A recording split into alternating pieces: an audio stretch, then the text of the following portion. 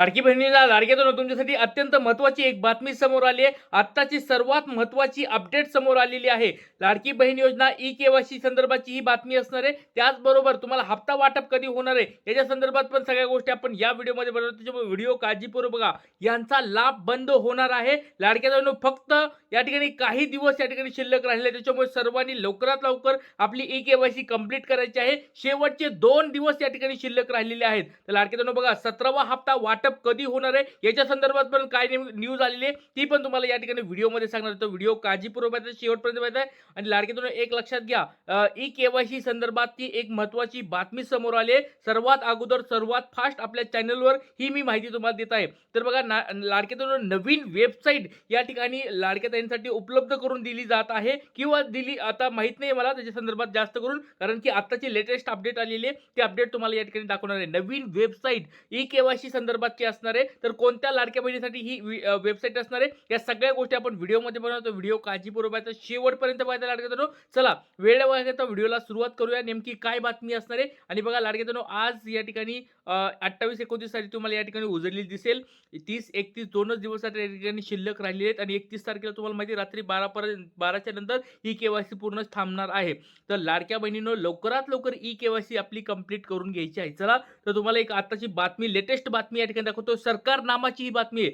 तर सरकारनामा बघा, 29 डिसेंबर 2025 ची बातमी तुमच्या समोर दिसत आहे. तर लाडकी बहीण योजना, लाडक्या बहिणीसाठी मोठी बातमी. ई केवायसी नोव्हेंबर-डिसेंबर महिन्याचा लाभ आणि पती वडील नसल्यासाठी सरकारने घेतला मोठा निर्णय. बघा लाडक्या तुमच्या समोर बातमी आहे, सरकारनामाची बातमी आहे. नोव्हेंबर-डिसेंबर महिन्याच्या लाभाबद्दलची ही बातमी आहे. त्याचबरोबर पती वडील नसलेल्या महिलांसाठी सरकारने काय निर्णय घेतलेला आहे ही पण बातमी समोर आलेली आहे. तर त्याच्यामुळे व्हिडिओ काळजीपूर्वक पाहायचा लाडक्या व्हिडिओ खूप महत्त्वाचा असणार आहे. ज्या लाडक्या या ठिकाणी वाट बघत बसल्यात, सर नोव्हेंबर महिन्याचा हप्ता, डिसेंबर महिन्याचा हप्ता नेमका कधी भेटणार आहे, 17वा हप्ता, 18वा हप्ता कधी भेटणार आहे, या सगळ्यांसाठी ही महत्त्वाची बातमी असणार आहे. चला वेळ वाया व्हिडिओला सुरुवात करूया. काय बातमी आहे बघा. तर लाडकी बहीण योजना ई केवायसी, लाडक्या बहिणींना नोव्हेंबर महिन्यापासून हप्ता मिळालेला नाहीये.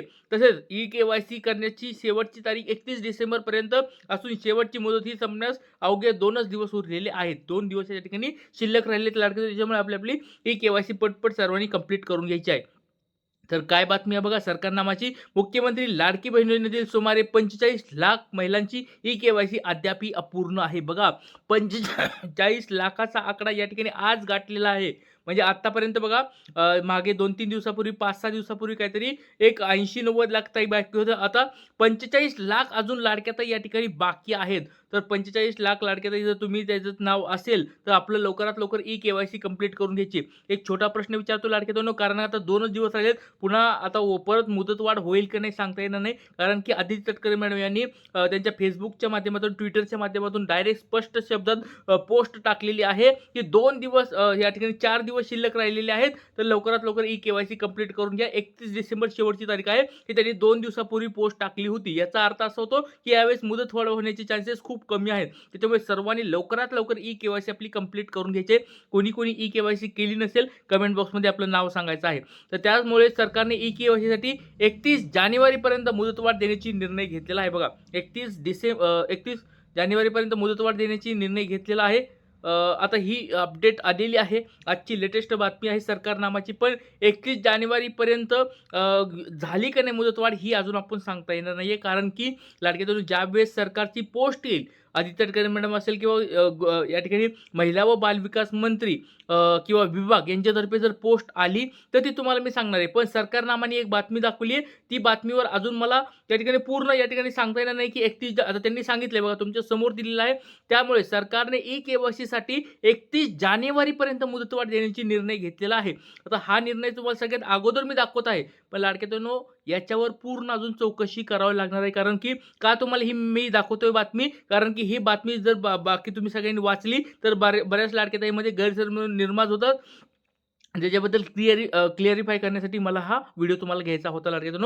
कारण की सरकारने एक मोठा निर्णय घेतलाय, पण 31 जानेवारीपर्यंत त्यांनी ऑफिशियली अजून टाकलेलं नाहीये. त्याच्यामुळे सर्व लाडक्या ज्यांच्या ई-के-वाय-सी बाकी आहेत, त्यांनी लवकरात लवकर आपल्या ई-के-वाय-सी कंप्लीट करून घ्या. 31 जानेवारीपर्यंत ई-के-वाय-सी गेली तर चांगलंच होईल. पण त्याच्यामुळे त्याचं वाट बघत बसू नका. 2 दिवस राहिले शिल्लक, पटपट आपली ई-के-वाय-सी कंप्लीट करून घ्या. आता महत्त्वाची गोष्ट म्हणजे पती किंवा वडील नसलेल्या महिलांसाठी स्वतंत्र माहिती संकलनासाठी विशेष संकेतस्थळ तयार करण्यात आलेलं आहे. आता ही अजून एक महत्त्वाची बातमी तुम्हाला आता लाडक्या दाखवत आहे. ती म्हणजे संकेतस्थळ म्हणजे काय? वेबसाईट. जशी लाडकी बहीण योजना .gov.in ही एक वेबसाईट होती. नारी शक्ती ॲप हे ॲप काढलं होतं. त्या स्वरूपात नवीन वेबसाईट काढली, संकेतस्थळ काढलेलं आहे. कोणासाठी काढलेलं आहे?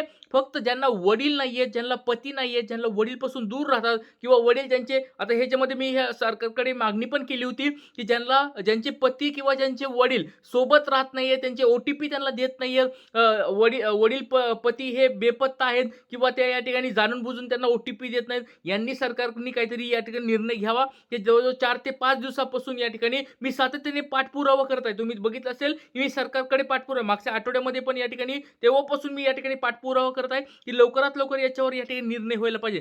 तर त्या संदर्भात अजून एक चांगली ही बातमी आपण म्हणू शकतो. संकेतस्थळ उपलब्ध झालेलं आहे. तर संकेतस्थळामध्ये आता जर अजून 1 महिन्याचा वेळ भेटला तर खूप चांगलं होणार आहे. ज्यांना पती नाहीत, वडील नाहीत, त्यांचे डॉक्युमेंट घेतले जात नाहीत किंवा ज्यांना पती त्यांचे दूर जातात, म्हणजे दूर आहेत, ज्यांचे पती किंवा वडील त्यांच्यापाशी सोबत राहत नाहीयेत, त्यांनी नेमकं कोणाचे डॉक्युमेंट जोडायचे त्याच्यावर सरकारने प्रश्नावर उत्तर अजून दिलेलं नाहीये. आपण ह्या मागण्या करून आता या ठिकाणी थकलेलो आहोत. पण या ठिकाणी एक चांगली गोष्ट आहे, की त्यांनी एक वेबसाईट काढली.